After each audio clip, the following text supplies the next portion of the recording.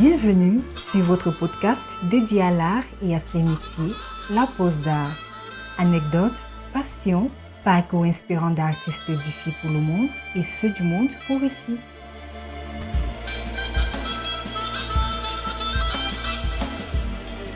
À suivre donc La Pause d'Art.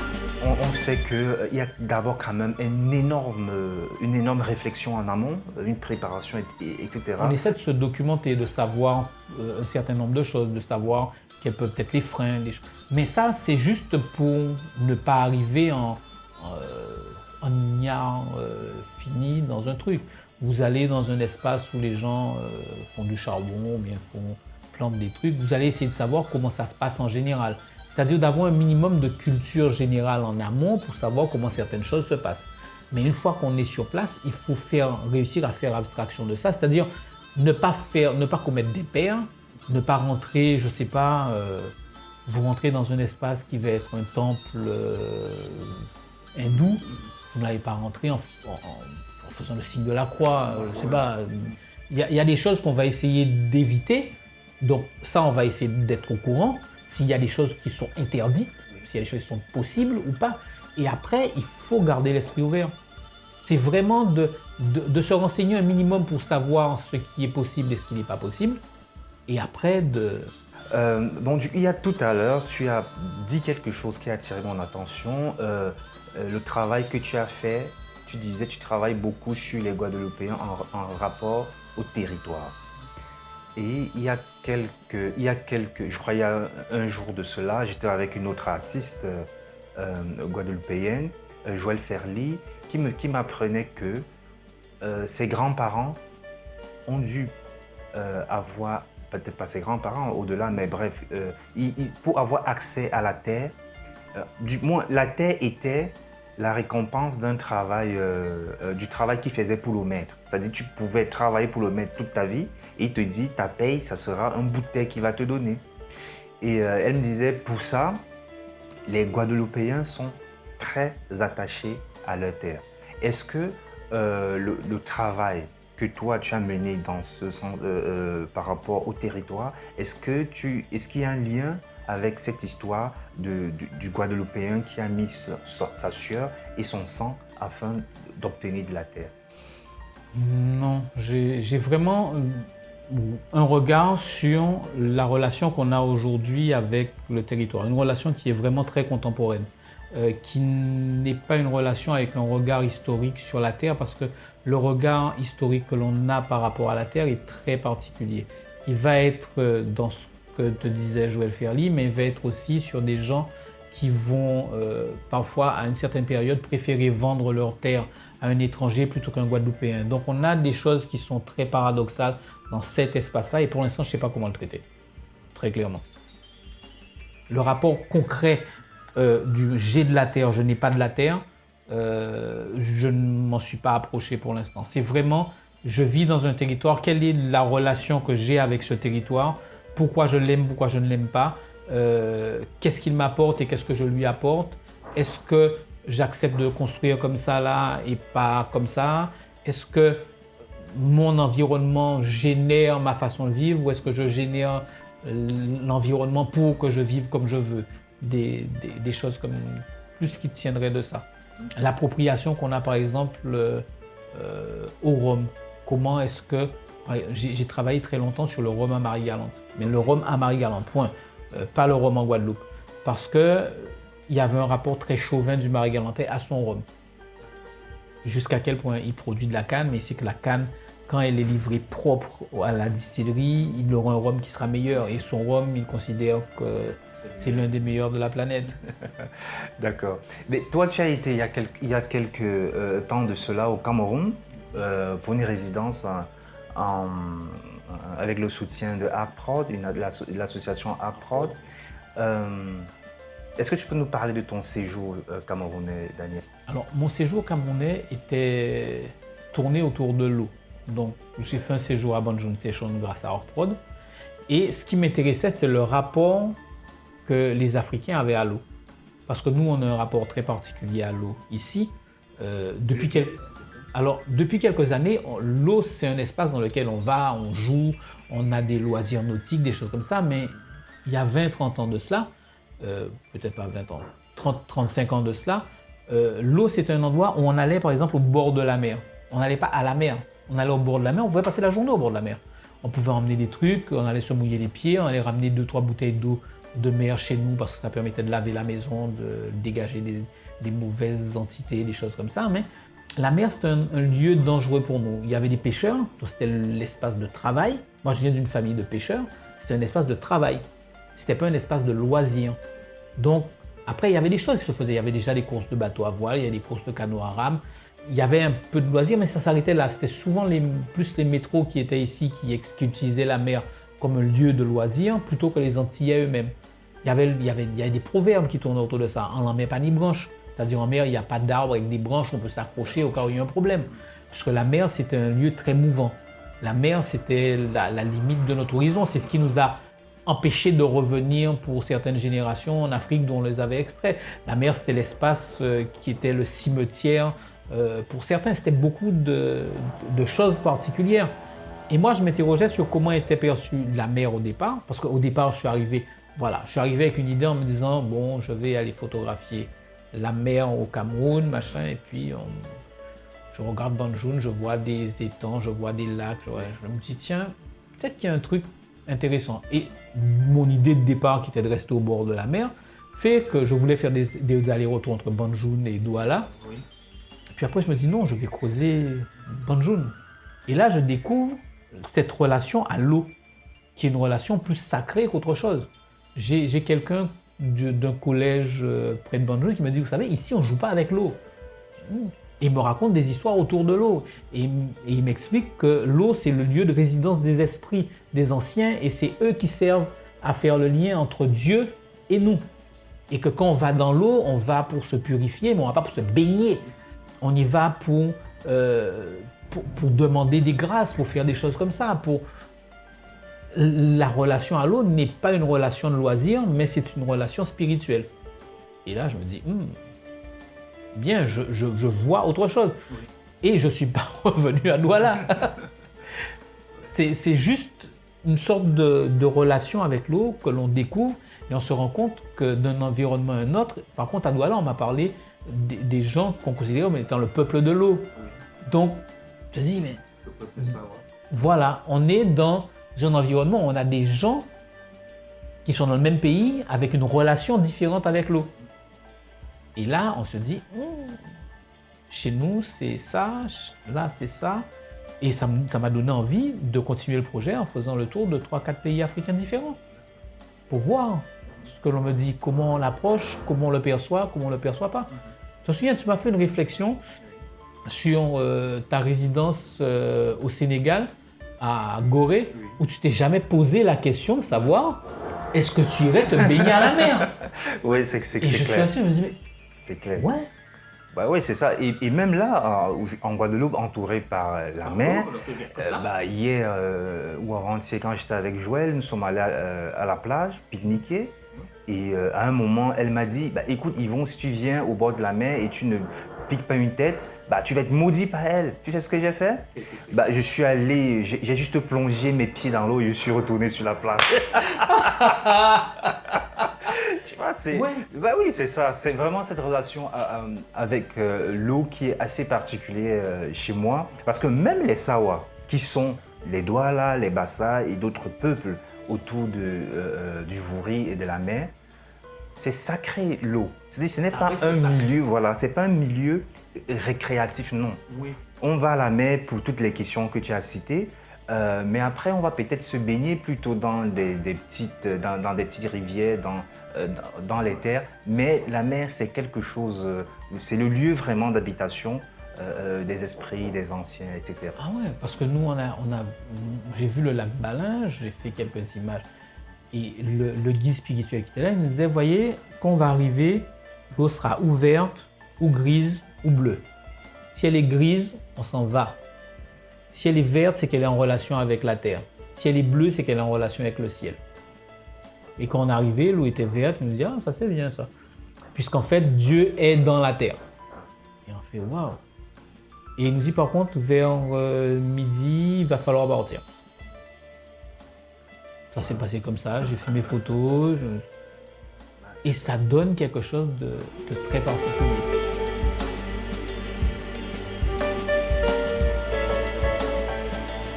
La pause d'art. C'est ça, c'est ça.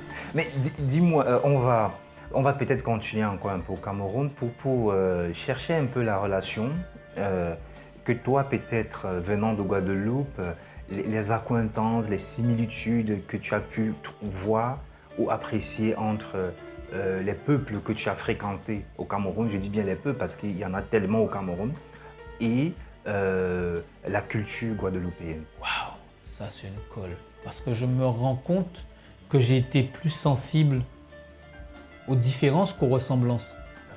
À quelque chose où une identité est très marquée parce que les gens savent d'où ils viennent, savent d'où vient leur nom, savent quelle est leur lignée. Et on a cette rupture, nous, où on vient d'Afrique. L'Afrique n'est pas un pays, c'est un continent. Le Bamileke, il sait d'où il vient. Le Guadeloupéen sait qu'il vient d'Afrique, mais qu'il vient d'Afrique centrale, d'Afrique de l'Ouest. Certains peuvent le savoir parce qu'on a quelques familles qui savent exactement d'où elles viennent, mais elles sont tellement peu nombreuses. Le nom de famille a été fabriqué à l'abolition de l'esclavage, puisqu'on jusqu'avant, on n'avait qu'un prénom et les noms n'ont pas circulé. Donc il y avait cette sorte de... Je comparais plus comme ça et je regardais, on a un côté sacré à l'eau aussi, mais il est moins fort que chez vous, parce qu'on va certaines fois à la mer ou à la rivière pour se purifier, mais on va aussi à la mer et à la rivière pour faire la fête. Donc tu vois, tu as des petites similitudes, mais j'ai plus été sensible à ce qui crée une identité qui est forte dans un pays qui identifie tout, à nous qui nous cherchons certaines fois, à nous qui rêvons par... Il y a encore ce côté fantasmé de l'Afrique depuis la Caraïbe, alors qu'on est devenu quelque chose d'autre. C'est voilà, pas qu'on est une singularité. On est une vraie singularité dans les populations noires, parce qu'on est issu d'un mélange et on a gardé quelque chose de très fort à l'intérieur qui nous fait rester noirs, mais on a reçu plein d'influences différentes et à l'arrivée, comme on est devenu des créoles. On n'est pas moins africain qu'occidental, qu'asiatique, que machin, mais on se rend compte que ce qui est resté dominant, c'est le noir, dans ce mélange-là. Donc il y a peut-être quelque chose à voir là aussi. Oui, peut-être bien, peut-être bien. Mais c'est très intéressant cette analyse parce que, quoi qu'il en soit, tous les peuples viennent de là, d'après la science. Donc. Mais on peut dire ce qu'on veut, la science est là, alors ceux qui disent non, machin, et puis ils s'appuient un coup sur la science et ça coince, parce que... Tout le monde, on vient tous de là. Et pour revenir en Guadeloupe cette fois-ci, j'aimerais avoir aussi ton regard sur l'appréciation de la photographie, parce que toi, tu es installé depuis un certain moment. Tu as dû voir certaines générations arriver, je parle de photographes, bien entendu. C'est peut-être ton analyse dessus. Pour moi, je te pose cette question parce que moi, je suis que de passage, mais j'aimerais bien comprendre aussi le milieu de l'art ici. Qu'est-ce qui intéresse de manière transversale comme ça les photographes qui ont appartenu ou qui appartiennent à ta génération et les photographes d'aujourd'hui. Bon. Alors on va prendre quelques exemples. Il y a des photographes comme Daniel Goodroof qui vit aujourd'hui aux États-Unis ou Laurent de Bonpuy qui ont une démarche de photographe-auteur. Donc qui a une réflexion en amont, qui vont creuser un sujet, qui vont l'analyser, qui vont chercher à le montrer et à avoir un discours autour des images qu'ils vont produire. Tu as Cédric Hicham qui a une démarche où il cherche à élargir la photographie, à l'emmener vers le public à travers des conférences et des choses comme ça, en plus de sa pratique personnelle. Et puis à côté, tu vas avoir des jeunes photographes, alors vraiment des gens qui sont dans la vingtaine, qui commencent à avoir, eux, parce qu'ils ont vécu d'autres choses, parce qu'ils ont voyagé, parce qu'ils ont beaucoup plus circulé parfois que nous, avoir un regard contemporain différent sur la société. Et puis tu as tous les autres photographes qui, eux, vont produire de l'image pour des choses, j'allais dire classiques, qui vont produire de l'image parce qu'il y a une fête, qui vont produire de l'image parce qu'ils sont embauchés par la région, le département, mais qui ne vont pas avoir une démarche photographique. Ça, c'est mon point de vue, ça n'engage que moi. Qui ne vont pas avoir une démarche photographique particulière, mais qui vont produire des photos, qui peut-être dans 10 ou 20 ou 30 ans vont avoir valeur de document parce qu'ils vont montrer un instant T le territoire. Mais ce n'est pas forcément leur démarche première. Il y a peut-être un petit groupe de photographes avec une démarche qui est intentionnelle et un gros espace de photographes qui est dans une démarche mécanique. Parce que quand on regarde un peu les histoires, ou bien l'histoire de la Guadeloupe, ce rapport presque viscéral à la résistance, est-ce que on retrouve aussi dans le travail des photographes de quelle que soit la génération, mais surtout les jeunes, parce que c'est eux le futur, on va dire. Est-ce qu'ils continuent à parler de cette histoire, à l'interpréter, à l'analyser, cette résistance-là, ou à montrer cette résistance-là du peuple guadeloupéen? Je ne sais pas. J'avoue que je connais peu le travail des nouvelles générations parce que je ne suis pas forcément aux endroits où ils les montrent. Alors je vois des choses de temps en temps, plus sur les réseaux sociaux, mais bon, je suis un mauvais utilisateur des réseaux sociaux. Donc parfois je vois passer des choses, je me dis waouh, mais ça va être une fois comme ça va pas être quelque chose de régulier. Donc j'aurais du mal à te donner une réponse qui soit efficace ou qui soit claire là-dessus. Mais aujourd'hui, en Guadeloupe, je parlerai peut-être de Pointe-à-Pitre. Quelles sont les difficultés que les photographes rencontrent déjà? Peut-être pour montrer leurs travaux, pour des lieux de démonstration qui soient dignes de ce nom. Parce que c'est bien d'exposer dans un resto, mais bon, on n'est pas dans un espace de monstration pour des photos. On se le montre des tables et des gens qui sont en train de déjeuner. Les lieux de démonstration, mais ça, c'est pratiquement tous les arts qui se retrouvent confrontés à ça. Il y a quelques lieux où on peut faire des choses. Il y a un espace qui est, j'allais dire, pas très loin de là où tu es, qui est Rimini-Souta. Rimini-Souta pourrait être un bel espace de monstration, photo, peinture, sculpture, tout ce qu'on veut, mais il faudrait qu'on ferme une fenêtre sur 2, voire 2 fenêtres sur 3, et qu'on ait des espaces linéaires pour pouvoir exposer et pour pouvoir isoler et mettre de l'éclairage correctement dedans. Mais j'ai envie de poser la question, est-ce que ce n'est pas aussi, comment je vais dire... Est-ce qu'on peut investir l'espace public? Non, même pas, je vais dire, pour cet espace dont tu parlais tout à l'heure, Rimini-Souta, voilà, le fait de fermer une fenêtre ou 2 fenêtres sur 3, est-ce que ce n'est pas aussi quelque chose que nous empruntons au White Cube occidental? Est-ce qu'on ne peut pas s'adapter à ça et montrer, je ne sais pas.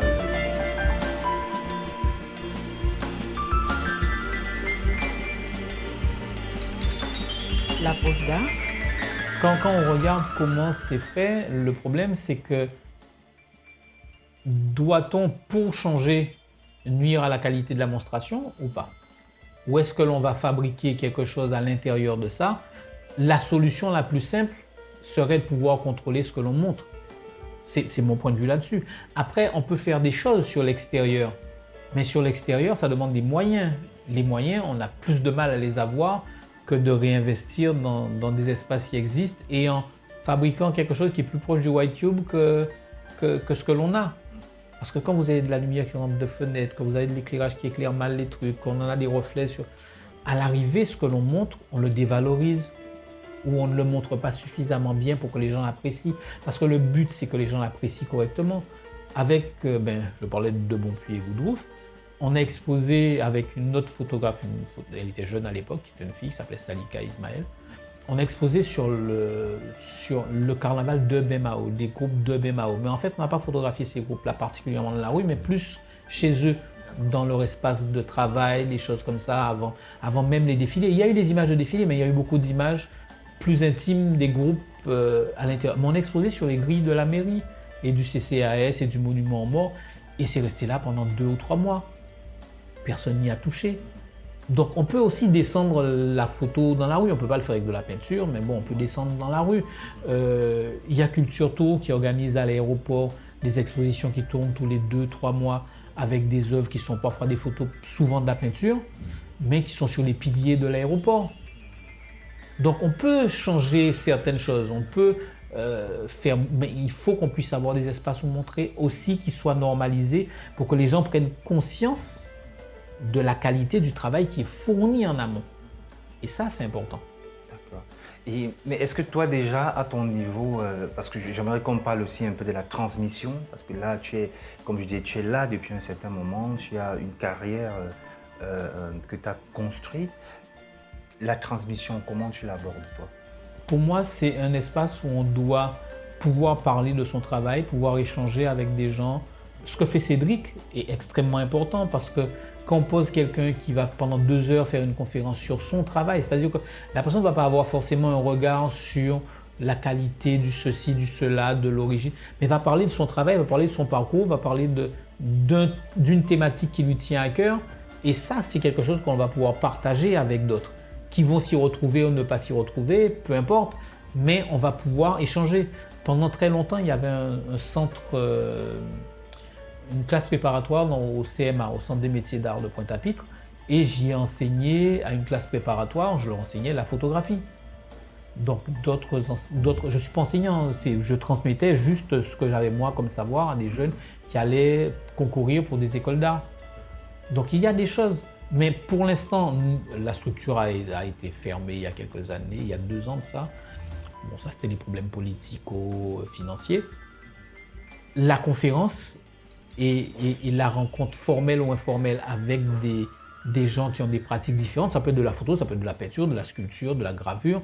Je trouve que c'est quelque chose d'important pour l'enrichissement de tous les autres. Le partage avec les autres, parce que les gens vont avoir aussi un regard sur ce que vous produisez en vous disant oui, mais vous me dites que c'est bleu et carré, mais moi je le vois bleu foncé et un peu rond. Et la personne va dire pourquoi elle l'aperçoit comme ça. Et parfois on n'a pas vu passer certains éléments. Oui, c'est vrai.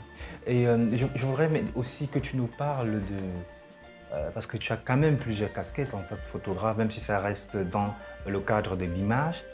Il y a ce travail que tu fais autour de la publicité, le graphisme, et puis ta passion qu'est la photographie. Comment tu arrives à naviguer entre toutes ces casquettes-là? Comment tu fais, Daniel? En fait, tout influence tout chez moi, je crois. La pub influence mes pratiques perso influencent parfois l'esthétique de la pub que je vais avoir derrière. Donc je ne suis pas hermétique en fait, j'ai pas de... Ça reste poreux, ça laisse passer. Après, c'est que du temps que je gère. Le problème, c'est que l'alimentaire, à mon point de vue, consomme encore trop de temps chez moi. Parce que pour produire correctement, il faut plus de temps, mais le problème, c'est que pour pouvoir avoir ce temps-là, il faut avoir gagné suffisamment d'argent ou il faut rentrer suffisamment de sous pour avoir cette liberté-là de l'autre côté. Donc, c'est peut-être le seul endroit où ça coince. Est-ce que ce problème-là est caractéristique du fait que tu vives sur une île, du coup il n'y a pas beaucoup d'opportunités pour gagner sa vie en tant qu'artiste? Parce qu'il y a pas mal aussi, j'apprends qu'il y a beaucoup d'artistes guadeloupéens qui ont dû s'exiler pour des raisons professionnelles. Est-ce que... Sur le territoire, il n'y a pas de vrai marché de l'art. Et c'est le marché qui fait vivre les artistes, photographes, peintres, sculpteurs, peu importe. C'est le marché qui les fait vivre. Et pour l'instant, la valorisation de la photo est beaucoup plus faible en Guadeloupe que la valorisation de la peinture ou de la sculpture. Donc il y a aussi ce paramètre-là qui fait que même si à l'international la photo n'a rien à envier à la peinture ou à la sculpture, en Guadeloupe, oui. Là où les gens vont mettre 1000 ou 2000 euros sur un tableau, sur une photo, ils vont tiquer. Parce qu'on a encore cette perception du fait que la photo, c'est un instantané que l'on a pris et que l'on a imprimé, point. Il n'y a pas encore cette image du travail et de la réflexion du photographe en amont. Elle ne figure pas dans le paradigme de pourquoi je vais mettre autant d'argent.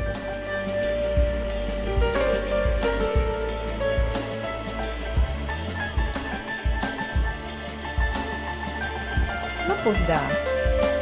Il y a aussi un travail peut-être de ta part et de tes collègues. Mais ce que tu dis là, ça attire aussi mon attention.